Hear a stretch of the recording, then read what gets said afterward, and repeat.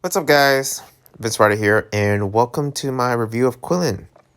I forget what episode actually. Let me tell you. Listen.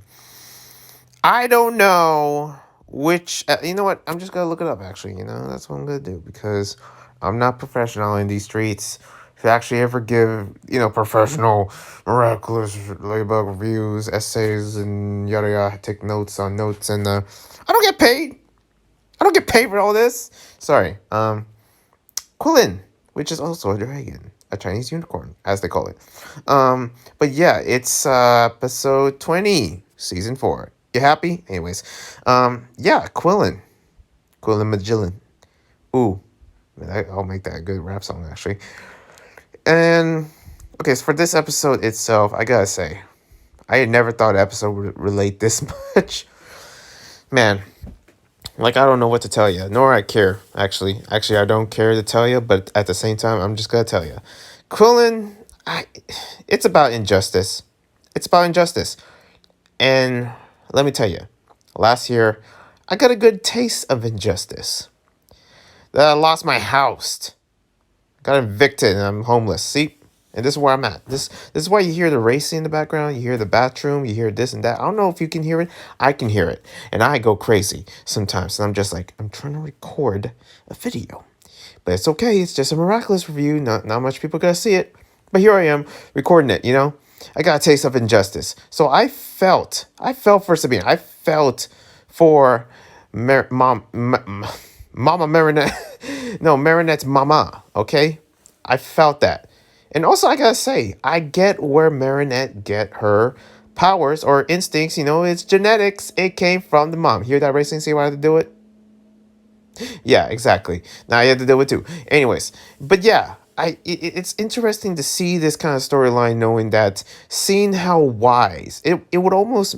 I almost got the thought of just thinking that Quillen in this episode, Sabine was, somewhat like a mentor at some point, somewhat of a martial artist. I see her calmness, and I see how many people use this method to relax when getting a lot of work done. And it's kind of inspiring. It's very inspiring seeing Marinette's mom, seeing how she's calm and how she's calculated, how she is patient, and pretty much she uses that in ways of just being just a normal citizen. And then this guy just came out of nowhere. Freaking, what's his name? I don't know. It's not Roger, but it's this. I'm just, I'm just gonna call. You know what I'm gonna say? I'm just gonna call him a DH. There, that's what I'm gonna call him. Unjustice DH giving tickets out here, and in pretty much, yes. And I know that at some points in this episode, I do think that it's somewhat like sort of connected to racism in a way, which I do get that. Maybe it's like, hopefully it's a support within, Stop Asian Hate. Definitely stop Asian hate, please. But it's sort of like somewhat connected to that, or just unfairness, injustice, and just the ridiculousness. I swear, there's so many times where I saw DH, investigator DH, where I'm just like, dude, are you serious? You're calling FBI over an old lady? Are you serious? Who does that? I swear. And then again, don't get me started, because I don't want to look in the news. Oh, lady that is over 70 gets arrested because forgets her freaking bus ticket. Really? You're telling me that? You're telling me that? That's the law. That's against the rules. When, yeah, littering is against the rules. Some people tend to mistakenly litter, and guess what? They go to jail. I don't know. It could be true. You never know. There is so many surprises in this world. I could be arrested putting straws up my nose. Okay, I don't know. Like, it's almost anything. Okay, you think like it's pretty much putting straw in my nose is less incriminating than getting copyrights. I'm surprised I don't go to jail for that, because I think at one point you could easily go to court for that, which is pointless, very pointless. I don't know. I'm ranting, but yeah, Quillen is one of the best ones, even though many people would judge the it almost feels like it's a different studio that's really making this, because some of the scenes are just like sort of long in ways and also in different areas. I feel like it's such a more innovative way, the way I first look at it. But yeah, the camera angles and stuff like that, questionable, but also like quite interesting. And also the plots itself, again with the Lucky Charms and the plots. And how do you get the, especially this scene where you get how you get the keys, you know, how you get the keys from Roger, and they just put Cat Noir actually solving it, or just going in for actually getting, by telling the shoes on the soles to find Roger and then pull him in and then stuck him in the sewers and steal the keys from him and go into the other way. Kind of clever, but also like, what? This is not like. Can you just reveal yourself? Marin, actually no. No, not reveal herself at like Marinette. I mean Ladybug turned into Marinette. No, I'm like find a hidden place and then go.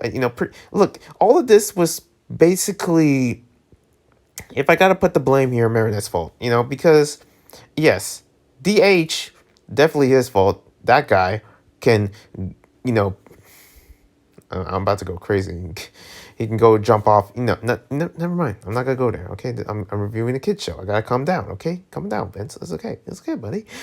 It's okay. You're not going crazy.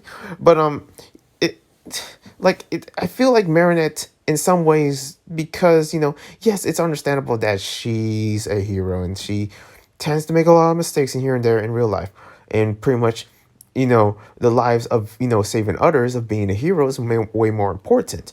But at the same time, there's that balance. And I think over time, when she grows, because she is growing up, like just listen to her voice, that she's growing up, that and the voice gets deeper, she definitely is going to develop into a better person, maybe a better mentor with all the heroes that is working for her, or not working for her, basically there for her, and being like the new guardians of Paris, or being the new guardians, to stop all the akumatization and Shadow Moth, and actually, just basically growing up. And that's what we all do. We all grow up. But I can see that in some cases she is going to take a lot of learnings from her mother, and it seems like her mother itself, like I if the mother knows who Ladybug is, I wouldn't be surprised, because I feel like she's such a wise woman and she knows. And even the points of just like counting down, like 3, 2, oh, there she is, there's my little girl calling me, or like stuff like, oh, I wonder what's going on here. Definitely not something that I already know. Like stuff like that. Mother knows everything, and it really shows that. And I guess this is sort of like a Mother's Day episode. And about moms. Shout out to all the moms, okay? Can we have a little tirade about moms, of how great they are? Because they are, okay? You would be nowhere, and I mean nowhere. Your life wouldn't exist if it wasn't for your mom. Shout out to mom. What was that, mama? Shout out to you. Anyways, but seriously, this episode itself is so endearing, and just, it's also quite interesting how Qilin, the villain, happens to just, reject Shadow Moth, showing how strong she is. It's so, it's one of those characters, in a way where I'm just like, wow, she's something else. Something else.